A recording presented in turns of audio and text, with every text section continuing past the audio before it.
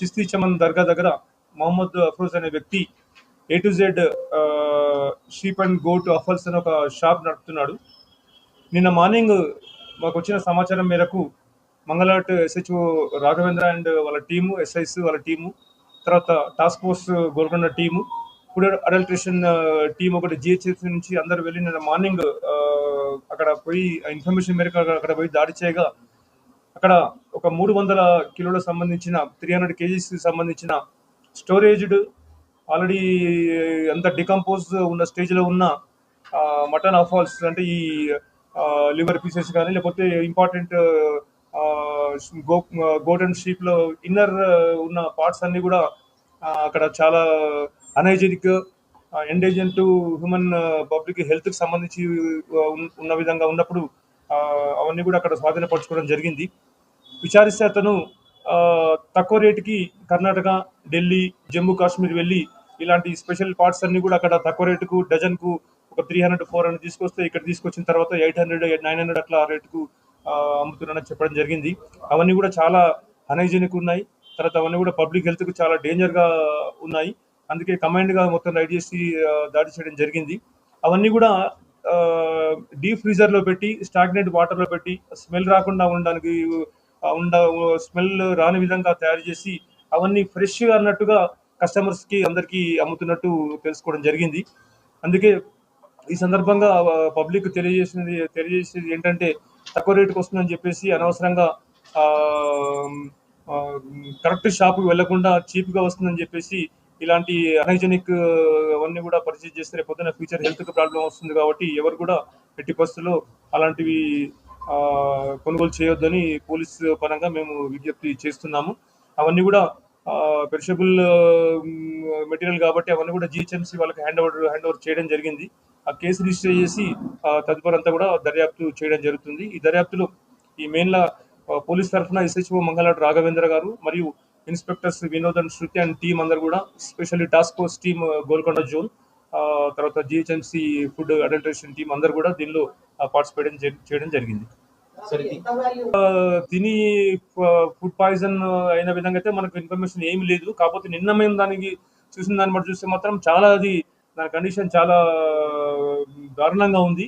అందుకే దాన్ని ఇమీడియట్గా సీజ్ చేసి వాటిని జరిగింది. అంటే ఇప్పుడు 300 kg అంటే వాళ్ళు చెప్పే లెక్కన మామూలుగా వాళ్ళు డజన్ చొప్పున కొన్ని, తర్వాత కేజీలు చొప్పున కొన్ని అమ్ముతున్నారు కాబట్టి అదంతా రేటు కూడా దాని గురించి మళ్ళీ చేసి చెప్పడం జరుగుతుంది. ఎన్ని సంవత్సరాల నుంచి ఈ వ్యాపారం నడిపిస్తున్నాడు సార్?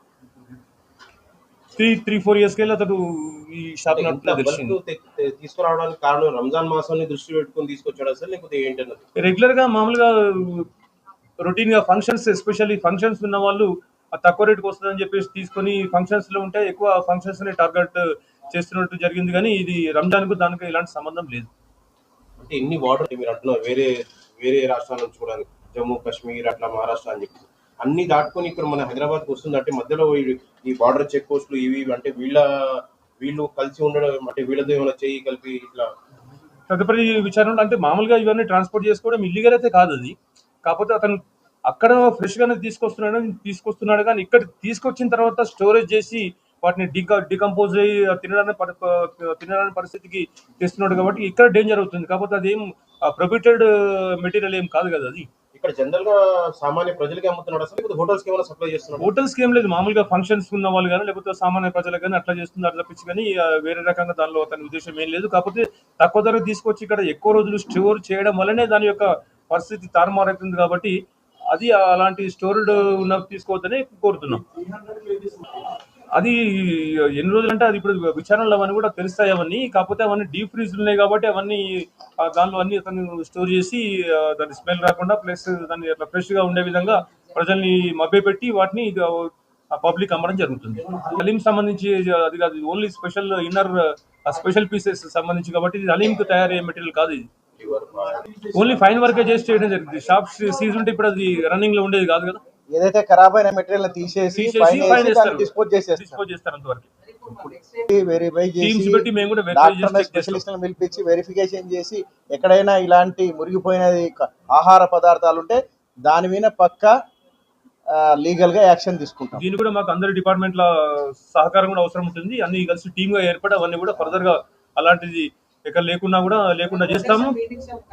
మీ తరఫున కూడా పబ్లిక్ మీకు మేము విజ్ఞప్తి చేస్తున్నాము. అలాంటిది ఎక్కడైనా జరుగుతున్నట్టు స్టోర్డ్ ఉండి అంత డికంపోజ్ స్టేజ్ లో ఉంటే ఇమీడియట్ గా మాకు ఇన్ఫార్మ్ చేస్తే మేము తప్పకుండా రెస్పాండ్ అయ్యి యాక్షన్ తీసుకుంటాం.